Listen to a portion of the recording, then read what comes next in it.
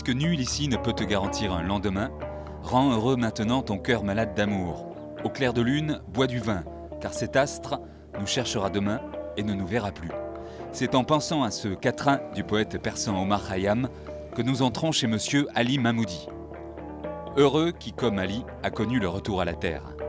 Les 35 hectares de ce docteur en biophysique iranien, devenu vigneron et œnologue dans le Frontonnet au nord de Toulouse, sont un paysage enchanteur. Sa vie donc, ses murs et tout ce qu'il a construit en 30 ans sont le sujet de ce comptoir hors les murs. Et comme nous sommes curieux, nous voulons savoir ce qui est entreposé derrière la porte verte. Chambre froide. Sur les palettes, des crus remontant à 10 ans. On ne savait pas que les Frontonnais pouvaient vieillir. Les Chinois lui en achètent des containers entiers. Ali Mahmoudi nous le dira souvent. Un des secrets, c'est la température. Parce que c'est le même. Parce qu'il est là en chambre froide et qu'il n'a pas bougé. Tout le monde croit que 4-5 ans. Et non. Et c'est faux, bien sûr que c'est faux. Ça dépend comment vous le conservez.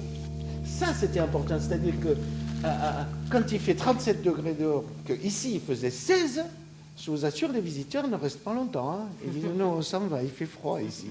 Et oui. Et quand la machine fait du froid ici, ça sèche l'air. Et pour compenser cette sécheresse avec l'humidité, il y a une source d'eau. J'ai fait mes études universitaires à Toulouse. Donc, j'ai suivi le cursus vraiment scientifique à la base, préparation à Fermat, le lycée Fermat à Toulouse, Maths P. Et après Maths P, je suis passé en deuxième année d'université en chimie-physique. Donc en physique-chimie ou chimie-physique, j'ai fait mon DEUG, après la licence, après le DEA. Après DEA, j'ai fait un doctorat en physique atomique, option radiologique. Alors ici, c'est le chai de fermentation, un chai de préparation de glace. En une semaine, à peu près, la fermentation est terminée, le vin est fini. Mais par contre, avec ces pompes que vous voyez, on fait des brassages sur les lits, etc. Parfois en oxygène, suivant la dégustation, parce que tous les jours il faut venir, il faut brasser, il faut déguster. Et suivant l'état de vin, on arrive à arriver à un moment donné, dire bon maintenant ça suffit, on va séparer la partie solide et la partie liquide, c'est-à-dire on enlève le vin qui est fini. Donc une semaine de fermentation, mais probablement 2 à 3 semaines d'élevage à peu près, je dirais, sur lit et sous marc. Vous voyez, c'est marc de raisin. Hein. Donc c'est assez délicat ce moment-là parce que c'est un moment où on fait des analyses pratiquement tous les 3 jours, mais on goûte tous les jours. C'est ça qui vient d'être... Alors on voit déjà la densité. Et avec la densité, on peut savoir quel degré potentiel a, c'est-à-dire si ça fait 12 degrés ou 11,5, quelque chose comme ça. On le voit, on voit la température. La température, il a chauffé depuis ce matin, hein, il était beaucoup plus bas, maintenant il est à 14-15 degrés, hein, d'accord. Et après, le jus, on le laisse là, reposer, un peu à côté des autres, vous voyez. Et quand on le laisse reposer, on voit bien que le jus dépose et le jus devient très clair. Et ça, c'est ce qu'on appelle les bourbes. Les 2 dernières années de recherche, on a été sélectionnés, on était 2 dans la classe, on a été sélectionnés par l'Institut Gustave Roussy à Villejuif, à Paris, pour faire notre recherche plutôt à l'hôpital qu'à l'université. J'étais donc payé par l'Éducation nationale à enseigner en première année et deuxième année de médecine, la biophysique aux étudiants. Et ça, c'est mon vieux bureau. La biophysique, c'est la physique du vivant, comment travaillent des reins, les principes physiques qui sont appliqués au vivant, donc on appelle ça biophysique. Et à la fin, mon sujet de thèse, c'était la guérison des mélanomes radiorésistants grâce aux sources radioactives californium-252. Avec ces sources radioactives, j'ai travaillé, j'ai fait plusieurs traitements de malades et donc j'ai écrit ma thèse. J'ai été donc docteur en sciences en spécialité physique radiologique. Voilà, c'est le terme de mes études. comme je suis né à Téhéran, que je devais retourner à Téhéran. Et en plus, entre-temps, quand même, je me suis marié. J'ai défendu ma thèse à Toulouse, à l'université Paul Sabatier. Et après, donc on est parti. On est parti avec ma femme à l'aventure. On est reparti en Iran, à Téhéran, pour vivre en Iran, parce que je voulais faire absolument effectuer mon service militaire. Ça, c'était l'époque 77, c'est ce qu'on appelle l'époque royale. Et à cette époque, on est parti, on avait 25 ans, 27 ans, quelque chose comme ça. On est parti en voiture, j'ai 13 jours de voyage. Ma femme a mis 15 jours pour trouver du travail, elle était creditman, il y avait beaucoup de Français qui travaillaient là-bas. Et moi, un mois après, j'étais professeur à la faculté de médecine de l'Université nationale de Téhéran. Et là, j'ai effectué mon service militaire pendant les congés scolaires. En dehors des analyses qui montrent le degré du sucre, c'est-à-dire le degré potentiel d'alcool et l'acidité et tout ça, ce qui compte aussi, c'est le goût. Quel goût ça a, le raisin? Alors, quel goût il a, celui-là? Alors, celui-là,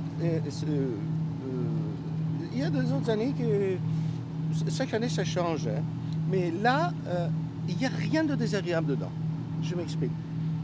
Quand je mâche, quand je l'ai dans la bouche, le raisin déjà, ça a un bon goût de raisin. Il n'y a pas de verdure.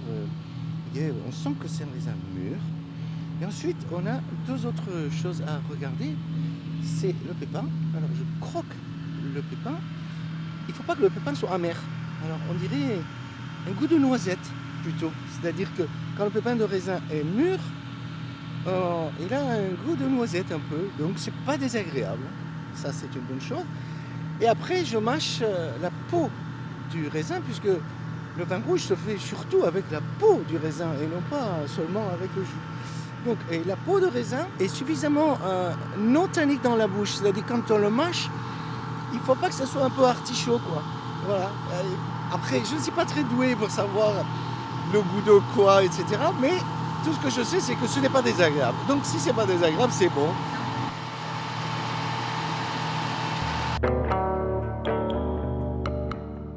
Mais la révolution est arrivée. Et mes beaux-parents qui téléphonaient tous les jours, comment ça va, tout ça, on me disait ça va.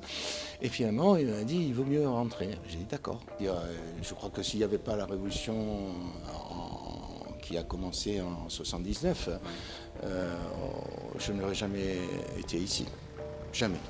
Jamais, parce que la douceur de vie qu'on avait là-bas à l'époque, et la richesse qui continue à y avoir dans ce pays est telle qu'on ne peut pas s'imaginer.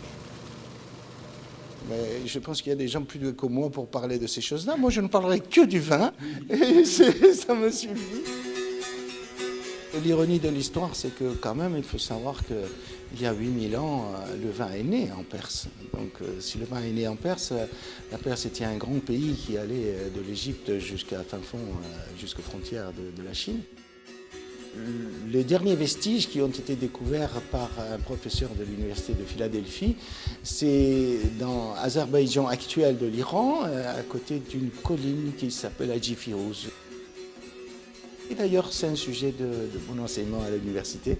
Je leur montre un peu ces images. C'est très étonnant de savoir qu'il y a 8000 ans, à l'époque là-bas, donc ils faisaient le vin. Ils n'ont pas trouvé seulement des pépins de raisin, comme en Chine, qu'ils ont trouvé il y a 10 000 ans, il y a des pépins de raisin. Mais là, ils ont trouvé des instruments. Donc le vin, 8000 ans de vin sans sulfite, bien sûr, parce qu'on ne connaissait pas. Et Omar Khayyam, alors là, Omar Khayyam qui dit... Toi qui es jeune, qui bois du vin avec ton bien-aimé, n'oublie pas que chaque fois que tu bois, versant un peu par terre sur la poussière, cette poussière qui est sous tes pieds était un jour comme toi, c'était un amoureux. Donc donne-lui à boire aussi. Mais c'est vrai qu'actuellement même, moi je vois les Iraniens, ils font tous du vin, ils savent tous faire du vin dans un amphore chez eux, dans leur cuisine, et ils arrivent très bien à en faire. J'en ai goûté, ils sont excellents. Le couple Mahmoudi est rentré en France. Le beau-père de Ali est alors vigneron. Il possède 40 hectares tout à côté d'ici, négoce de vin, distillerie, 70 millions de francs de chiffre d'affaires. Ali devient actionnaire de la société et met le pied dans le métier. Il m'a poussé, il m'a dit ce n'est pas possible, nous n'avons pas d'onologue, et le gouvernement socialiste va passer, il va y avoir un truc, parce que c'était, je m'en rappelle très bien, après Mauroy est arrivé, et il m'a dit il faut que vous soyez onologue, parce que la maison n'a pas d'onologue, je ne veux pas un onologue étranger, il faut que la famille, j'ai déjà fait, je vais aller à la fac, je vais voir. C'est là que je suis allé à l'ENSAT, j'ai demandé est-ce que je peux faire de l'onologie. Il m'a dit oui, est-ce que vous avez fait 2 années d'études scientifiques? Sinon j'en ai fait 7. Puis il comprend que in vino veritas, sa vérité en tout cas. Faire du vin, ce n'est peut-être pas un but en soi, c'est surtout une façon de vivre. Une façon de vivre et une façon de vivre passionnément. Et après, s'il y a un produit qui s'appelle du vin et qui plaît, tant mieux. Moi, je crois que c'est vraiment...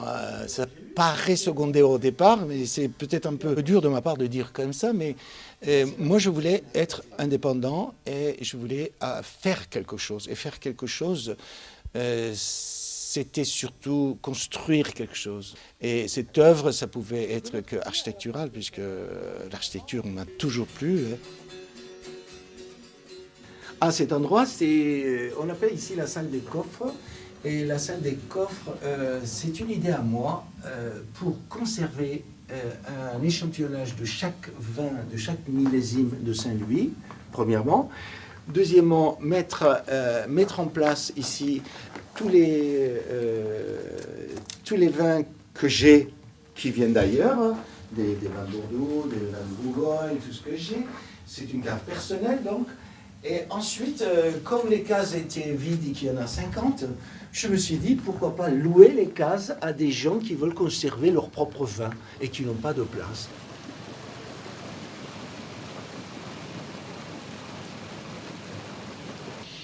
Et après, un jour, j'apprends qu'ici, le lieu-dit s'appelle Saint-Louis. Je dis Saint-Louis. Alors j'ai dit à mon beau-père, mais il faut acheter. Il me dit pourquoi? Je dis parce que ça s'appelle Saint-Louis. Vous vous rendez compte, vous tapez sur GPS Saint-Louis, vous arrivez. Donc, et il me dit, mais non, vous êtes fous. Mais ça se voit que vous n'êtes pas né dans le vin. Hein. J'ai dit, mais c'est pas parce qu'on n'est pas né dans le vin qu'on ne peut pas faire du vin. Alors ça, c'est jus de chardonnay qui a été vinifié pendant plusieurs jours et qui a encore un aspect laiteux. Et comme vous voyez, ça va s'éclaircir de plus en plus. Effectivement, c'est un produit qui est fait naturellement. On ne le fabrique pas. C'est un accompagnement seulement. Et cet accompagnement, quand on le fait bien, eh bien, on peut avoir de très bons résultats. Mais enfin, c'est indigène quand même. Hein. Les arômes, c'est quoi? C'est des choses qui sont produites naturellement par la fermentation, mais avec la chaleur, ils s'en vont. Parce qu'ils sont volatiles, donc ils s'en vont. Donc si on refroidit, on les garde, on les conserve. Et après, il y a autre chose qui les fait partie, c'est l'oxydation, c'est autre chose. Mais on sait tout ça. Donc si on le fait comme il faut, mais on arrive à faire des bons vins pratiquement n'importe où dans le monde.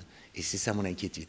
C'est beaucoup plus floral, des arômes de fleurs blanches. Je pense que nous avons une double identité, c'est vrai. Et c'est vrai qu'on est bien dans les deux pays. J'avoue que, étant donné que ma femme et mes enfants sont en France, je suis beaucoup mieux en France.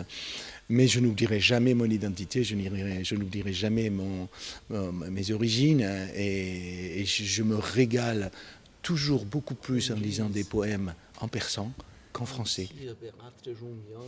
Mais tout le reste, c'est-à-dire la vie courante en France, avec ma femme et mes enfants qui ont été élevés dans l'éducation judéo-chrétienne, et ils ont été baptisés, etc.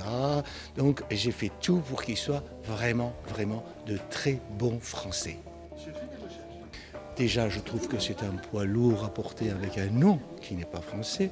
Donc j'ai estimé qu'il valait mieux que le prénom au moins soit français.